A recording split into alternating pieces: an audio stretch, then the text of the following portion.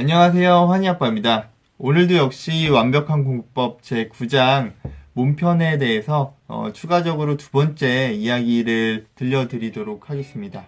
두 번째 시간은 운동이 주는 이제 학습 효과에 대해서 설명해 드리는 시간 갖도록 해볼 거고요. 운동과 학습에는 어떠한 연관관계, 상관관계가 있고 혹시 운동을 열심히 하면은 학습에 도움된다거나 이런 효과가 있을지에 대해서 설명드리는 시간 갖도록 하겠습니다. 여러분들은 혹시 운동을 열심히 하면은 성적이 올라간다든지 학습 효과에 긍정적인 영향을 미친다든지 이러한 이야기를 들어보신 적이 있으신가요? 혹시? 제 경우를 보면은 가끔 가다가 인터넷 뉴스라든지 아니면은 일반적인 TV 뉴스나 시사 프로그램 등을 통해서 접해본 기억은 있습니다. 하지만 이 지식이 대중적으로 일반화된 지식은 아니라고 생각이 들고요. 여러분들도 어떻게 보면 지금 시간 혹시라도 적용을 안 하고 계신 분들이 계시면은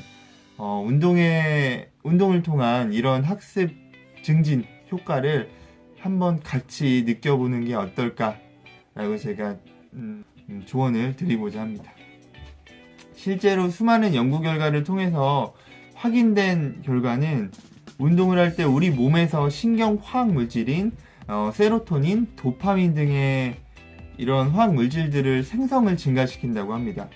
이런 신경 화학 물질들은 집중력을 강화시키고 뇌의 각성 상태를 유지시키고 기분 전환을 통한 학습의 긍정적인 태도를 증가시키고 인내심과 자제력 향상 등의 개선의 역할을 한다고 합니다.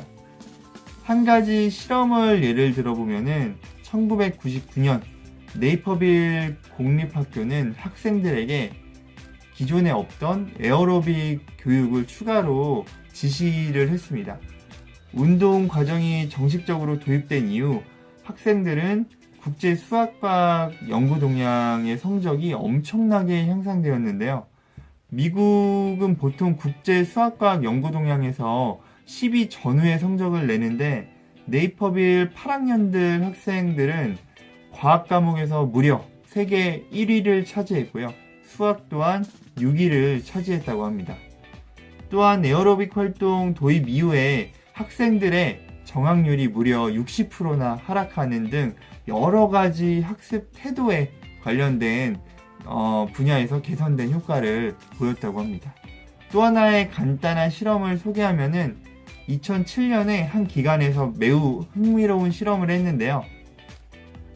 단 3분간 전력 질주를 한 이후에 기억력을 측정해 봤더니 무려 20%나 기존 뛰지 않았을 때보다 좋아졌다고 합니다. 기억력 자체가. 이외에도 수많은 연구 결과가 운동과 학습 간의 이제 관계에 대해서 설명해주고 증빙해주고 있으니 여러분도 한 번 더 운동을 통한 이제 학습 효과를 높이는 방법을 제가 추천을 드리고자 합니다. 특히 유산소 운동이 기억력, 집중력 등과 밀접하게 관련이 돼 있다고 합니다. 여러분들도 이러한 부분을 참고하셔서 운동을 할 때 조금 더 학습에 도움되는 방향으로 운동을 하면은 어떻게 보면 좀 효과적이고 시간을 줄이는 학습 방법을 체득하지 않을까라고 생각이 듭니다. 또한 학습 효과를 극대화하기 위해서는 학습하기 바로 직전에 운동하는 것이 가장 효과적이라고 나오고요. 운동이 끝나면은 전전두엽의 혈류량이 많아지면서 학습을 위한 상태의 이제 최상의 컨디션이 만들어지게 된다고 합니다. 그리고 책에서는 일주일에 4회에서 5회 정도 하루에 30분씩 운동하는 것을 적극적으로 추천한다고 합니다.